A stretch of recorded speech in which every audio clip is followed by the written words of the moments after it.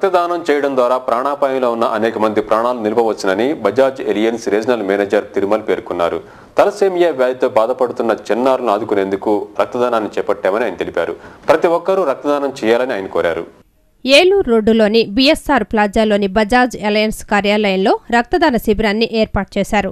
ఈ సందర్భాన్ని పురస్కరించుకుని అలయన్స్ రీజనల్ మేనేజర్ తిరుమల్ మాట్లాడుతూ సుమారు 2500 మంది రక్తదానం చేయనున్నామని తెలిపారు.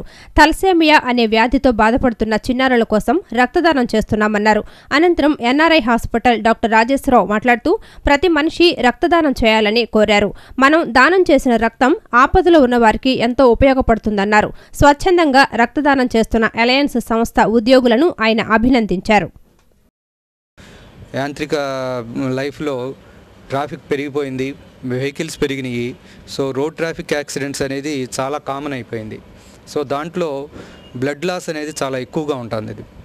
ఇది లాస్ ఎక్కువైనప్పుడు బ్లడ్ డొనేషన్ అనేది అవసరం, బ్లడ్ ట్రాన్స్ఫ్యూషన్ అనేది చాలా అవసరం ఉంటుందన్నమాట. So majority of the cases మనకి ఈ రోజున ఇచ్చే కేసెస్ ఎక్కువగా రోడ్ ట్రాఫిక్ యాక్సిడెంట్స్లో కావాల్సి వస్తుంది.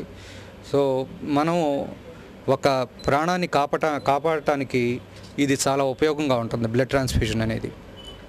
సో ఈ రోజున బజాజ్ అలయన్స్ వాళ్ళు తీసుకున్నది బ్లడ్ డొనేషన్ అనే క్యాంపు. అదే కాకుండా ఎంతోమంది వాలంటరీ దాతలు కూడా వచ్చి ఈ యొక్క దీనిలో పార్టిసిపేట్ అవ్వడం జరుగుతుంది. సో ఈ యొక్క దాని ద్వారా మేము ఏంటంటే ఈ తలసేమియా అనే వ్యాధితోటి బాధపడుతున్న చిన్నారుల కోసము ఈ యొక్క రక్తాన్ని ఏదైతే మేము సేకరిస్తున్నామో ఆ ఒక సొసైటీకి ప్లస్ ఈ గవర్నమెంట్ బ్లడ్ బ్యాంక్ ద్వారా దీన్ని వాళ్ళందరికీ అందచేయాలనే దీంతో ఈ ప్రోగ్రామ్ని ఇనిషియేట్ చేయడం జరిగింది. సో దీనిలో ముఖ్యంగా ఇది రాష్ట్ర వ్యాప్తంగా ఈ ఇనిషియేటివ్ తీసుకోవడం జరిగింది. 5వ తారీఖు నుంచి 12వ తారీఖు వరకు ఈ యొక్క శిబిరాలు వివిధ పట్టణాల్లో మా ఒక బజాజ్ అలియన్స్ ఆఫీసులలో దీన్ని కండక్ట్ చేయడం జరుగుతోంది.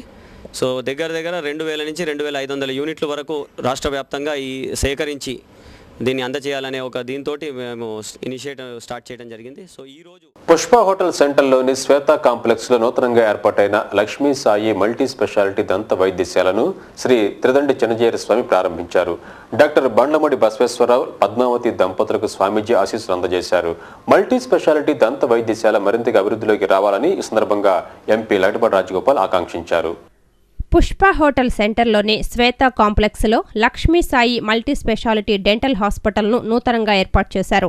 శ్రీమన్నారాయణ త్రిదండి చినజీయర స్వామి ఈ ఆసుపత్రిని లాంఛనంగా ప్రారంభించి జ్యోతి ప్రజ్వలన గావించారు.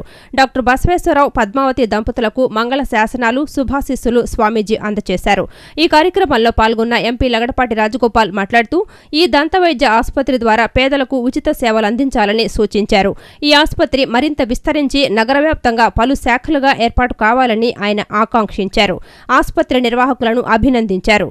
డాక్టర్ బసవేశ్వరరావు, పద్మావతి దంపతులు ఆహుతులకు స్వాగతం పలికారు. ఈ కార్యక్రమంలో ఎమ్మెల్సీ ఐలాపుర వెంకయ్య, పలువురు స్థానికులు పాల్గొన్నారు.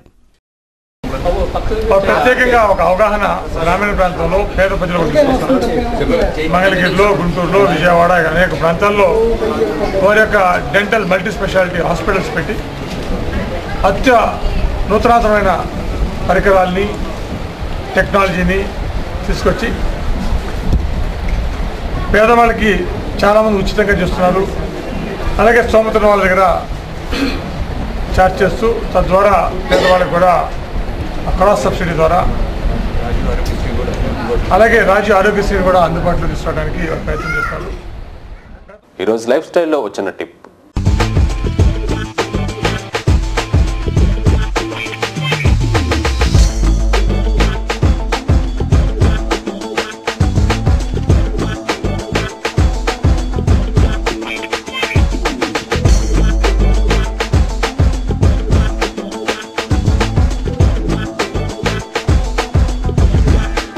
శరీరం ఆరోగ్యవంతంగా ఉండాలంటే చక్కని పౌష్టికాహారం తీసుకోవడంతో పాటు మంచి జీవనశైలిని అలవర్చుకోవాలి.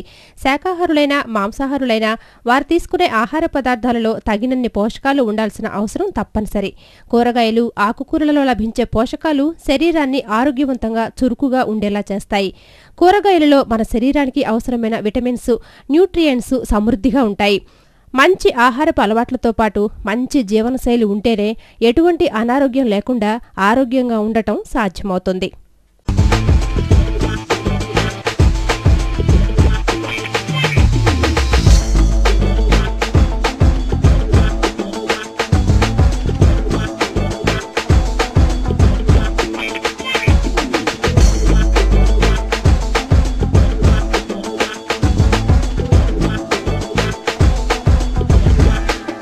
వార్తలు ముగించే ముందు ముఖ్యాంశాలు మరోసారి.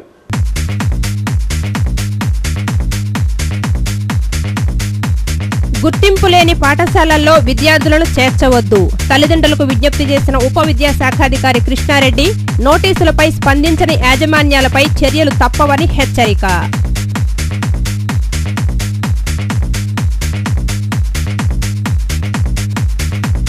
ఉప ఎన్నికల్లో విజయంపై వ్యాఖ్యానించబోనన్న ఎంపీ రాజగోపాల్. మద్యం డబ్బు పంపిణీని ఎన్నిక అధికారులే అడ్డుకుంటారని వ్యాఖ్య.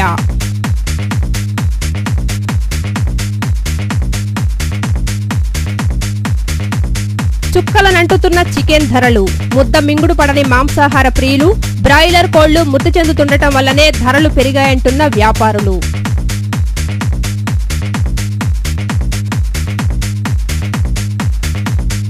సమస్యల లోగుళ్లలో కార్పొరేషన్ స్కూళ్లు. రేపే పునఃప్రారంభం. పాఠశాలల్లో మౌలిక సదుపాయాలు కల్పించాలని సిపిఎం నేత బాబురావు డిమాండ్.